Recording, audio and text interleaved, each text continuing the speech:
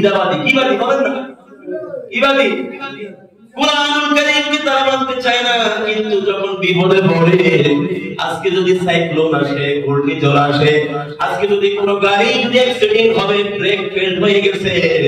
এরকম কোন দুর্ঘটনা যখন হয়ে যায় তখন কিন্তু সে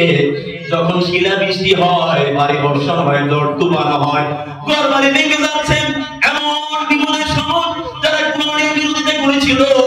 তারাও কিন্তু সেদিন পরে লা ইলাহা ইল্লা